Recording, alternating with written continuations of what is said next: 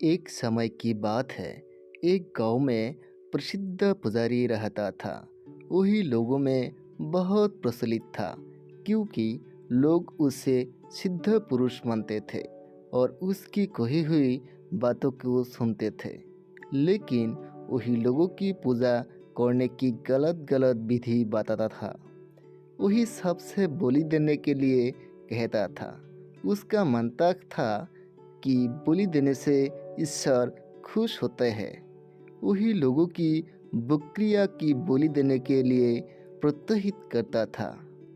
एक दिन उस पुजारी ने भी एक बकरी का बलि देने के बारे में सोचा।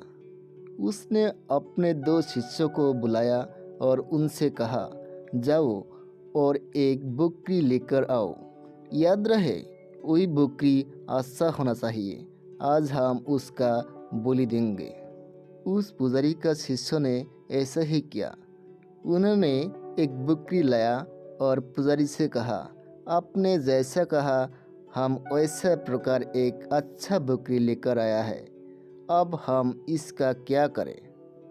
ऐसे में पुजारी ने अपना शिष्य से कहा, सबसे पहले हम इस बकरी को शुद्ध करना होगा, इसलिए उसे नदी में नहलाना होगा। तुम दोनों जाओ और इस बकरी को नदी में नहलाकर लाओ। जैसे आपकी आज्ञा, उन दोनों शिष्यों ने कहा। जब वो जा रहे थे तब पुजारी ने फिर से उनसे कहा, बकरी को पहले लेने के बाद तुम दोनों भी नहलाने और साफ वस्त्र पहनकर आ जाना। वही सब बात बकरी भी सुन रहा था और वही समझा चुका था कि वो लोग उसे मारने वाले हैं। ऐसे में वो बकरी खुद की बचने के लिए बारे में सोचने लगा। खुद की बचने के लिए बकरी ऐसा क्या करेगा जिससे कि उसकी जान बच जाए? तो ही उसके दिमाग में एक बात चलाया। उस शिष्य के सवाल पर बकरी ने यह तो नहीं बताया कि वो क्यों हंस रहा था, लेकिन उसने यह जरूर बताया कि वो रो क्या रहा था। बकरी ने उनसे कहा, मैं तुम्हारा गुरुजी के बारे में सोचकर हंस रहा हूँ। ऐसे में दोनों शिष्य क्रोधित हो गया और उस बकरी से बोला, तुम हमारा पुजारी का अपमान कर रहे हो। दोनों शिष्य बकरी को अपने गुरुजी के पास ले गया और उनसे बताया, गुरुजी, यह बकरी आपके बारे में सोचकर रो रहा था। ऐसे में पुजारी ने कहा, अरे मूर्ख बकरी, तुम पागल हो क्या? तुम्हारा मृत्यु नज़दीक में है और मेरे बारे में सोचकर रो रहे हो। हम भी बताए कि आखिर तुम क्या हंस रहे थे और मेरे बारे में ऐसा क्या सोच लिया तुमने जो तुम रोने लगा? बकरी ने बताया, पिछले जन्म में मैं भी तुम्हारी तरह एक पुजारी था और मैंने बहुत सारी बकरियां का बलि दिया।